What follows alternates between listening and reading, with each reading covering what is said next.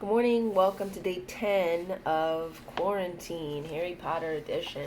Today we're starting out with Chapter 10, Halloween. Malfoy couldn't believe his eyes when he saw that Harry and Ron were still at Hogwarts the next day, looking tired but perfectly cheerful. Indeed, by the next morning, Harry and Ron thought that meeting the three-headed dog had been an excellent adventure, and they were quite keen to have another one.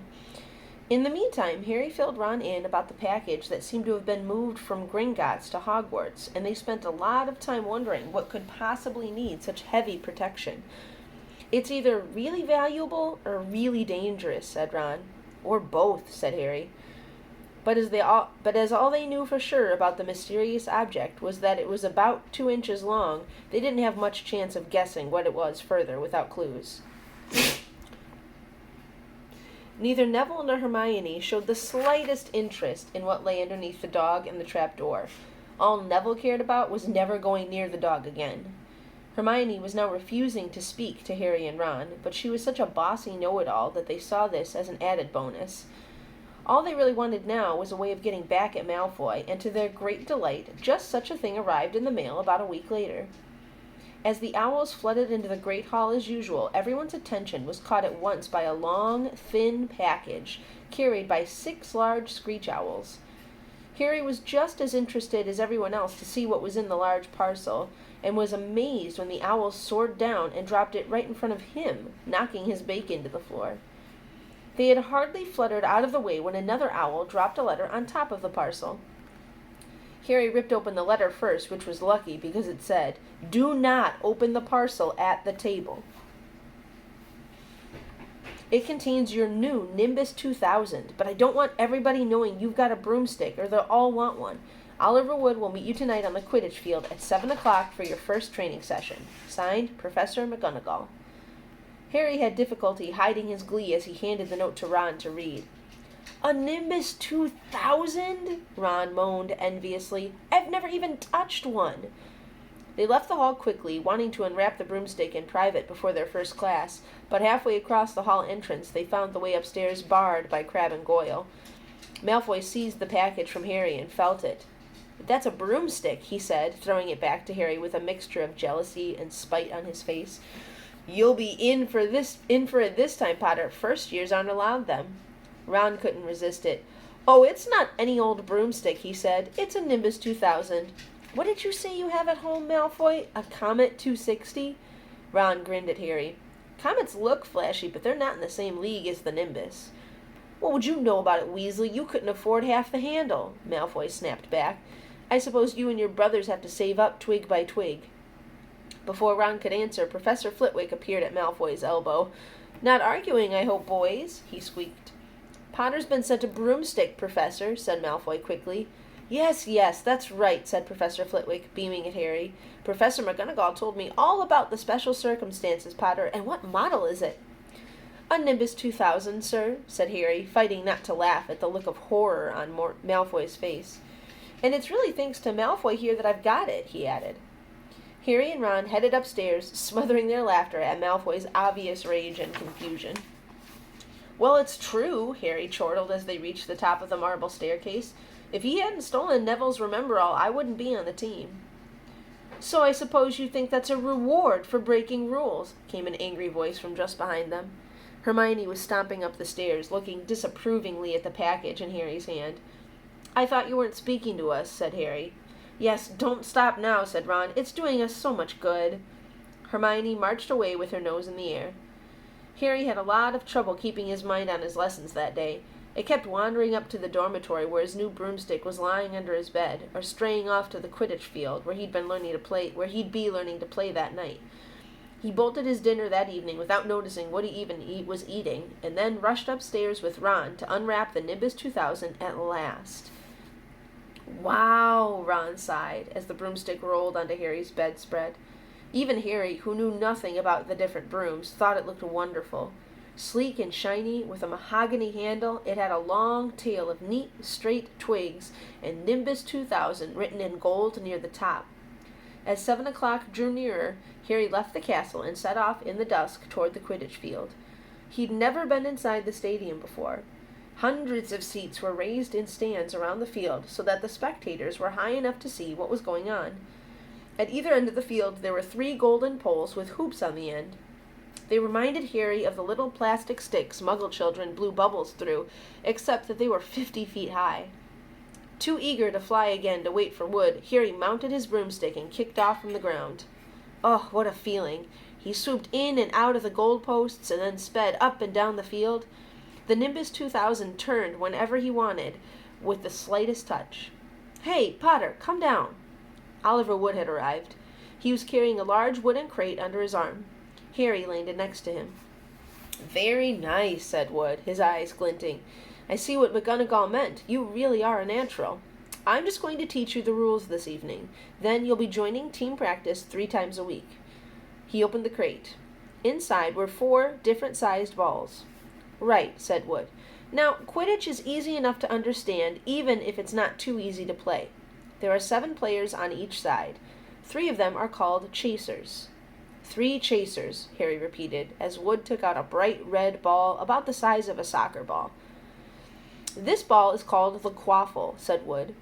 "The chasers throw the quaffle to each other and try to get it through one of the hoops to score a goal. 10 points every time the quaffle goes through one of the hoops. You follow me?" "The chasers throw the quaffle and put it through the hoops to score," Harry recited. "So that's sort of like basketball on broomsticks with 6 hoops, isn't it?" "What's basketball?" said Wood curiously. "Never mind," said Harry quickly. "Now, there's another player on each side who's called the keeper. I'm the keeper for Gryffindor. I have to fly around our hoops and stop the other team from scoring." 3 chasers, 1 keeper," said Harry, who was determined to remember it all. "And they play with the quaffle. Okay, got that. So what are they for?" He pointed at the 3 balls left inside the box. "I'll show you now," said Wood. "Take this." He handed Harry a small club, a bit like a short baseball bat. "I'm going to show you what the bludgers do," said Wood. "These 2 are the bludgers."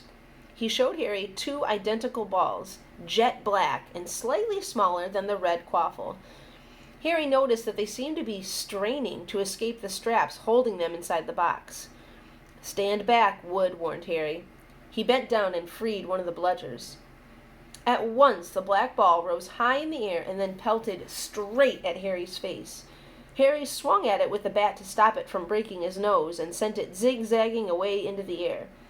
It zoomed around their heads and then shot at Wood, who dived on top of it and managed to pin it to the ground.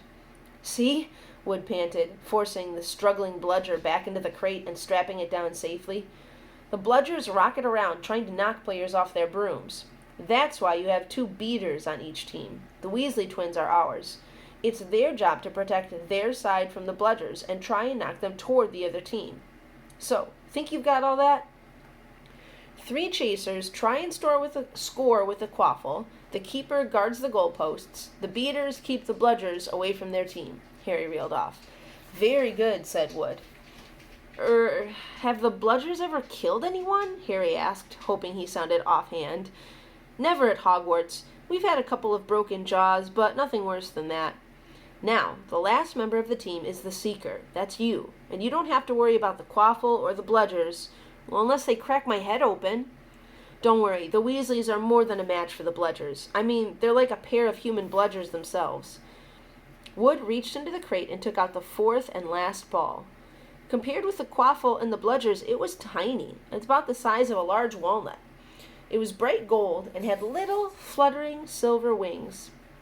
"This," said Wood, "is the golden snitch, and it's the most important ball of the lot. It's very hard to catch because it's so fast and difficult to see. It's the Seeker's job to catch it. You've got to weave in and out of the chasers, beaters, bludgers, and quaffle to get it before the other team's Seeker, because whichever Seeker catches this ball, the snitch, wins his team an extra 150 points, so they nearly always win. That's why Seekers get fouled so much. A game of Quidditch only ends when the snitch is caught, so it can go on for ages. I think the record is 3 months. They had to keep bringing on substitutes so the players could get some sleep."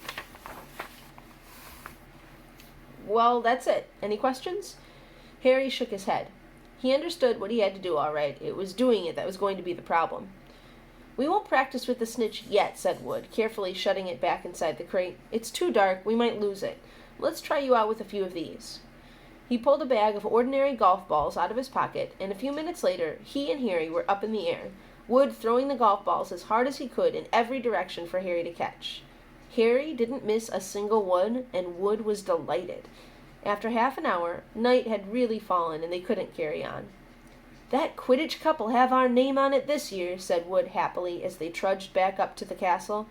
"I wouldn't be surprised if you turn out better than Charlie Weasley, and he could have played for England if he hadn't gone off chasing dragons." Perhaps it was because he was now so busy, what with Quidditch practice 3 evenings a week on top of all his homework, but Harry could hardly believe it when he realized that he'd already been at Hogwarts 2 months. The castle felt more like home than Private Drive ever had.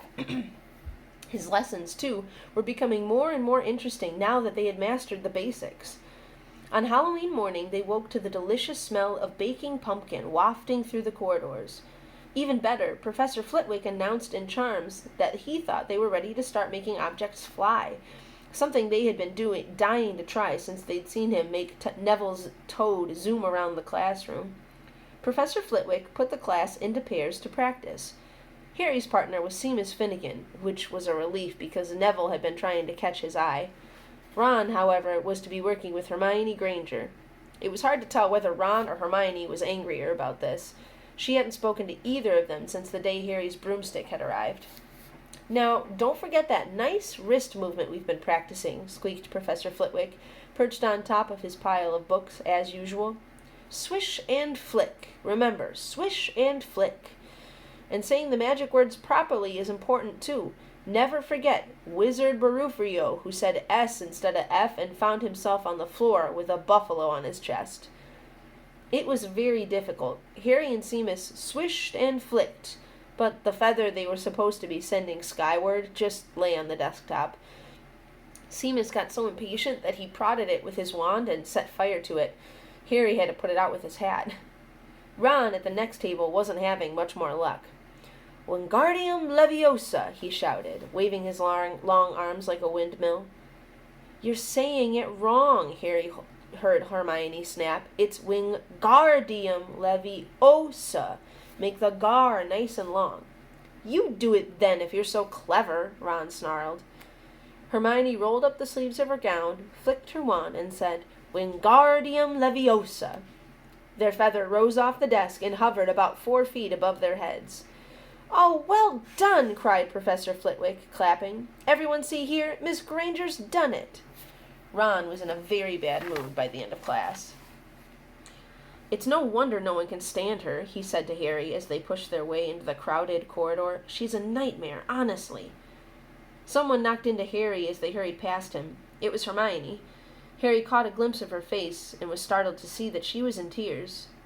"I think she heard you." "So?" said Ron, but he looked a bit uncomfortable. "She must have noticed she's got no friends." Hermione didn't turn up for the next class and wasn't seen all afternoon. On their way down to the Great Hall for the Halloween feast, Harry and Ron overheard Parvati Patel telling her friend Lavender that Hermione was crying in the girls' bathroom and wanted to be left alone. Ron looked still more awkward at this, but a moment later they entered the Great Hall, where the Halloween decorations put Hermione out of their minds. 1,000 live bats fluttered from the walls and ceiling, while 1,000 more swooped over the tables in low black clouds, making the candles and the pumpkins stutter. The feast appeared suddenly on the golden plates, as it had at the start of term banquet. Harry was just starting to help himself to a baked potato when Professor Quirrell came sprinting into the hall, his turban askew and terror on his face. Everyone stared as he reached Professor Dumbledore's chair, slumped against the table, and gasped, "Troll! In the dungeons! Thought you ought to know." I'm going to be mean and make us pause right there. We'll pick back up with it tomorrow.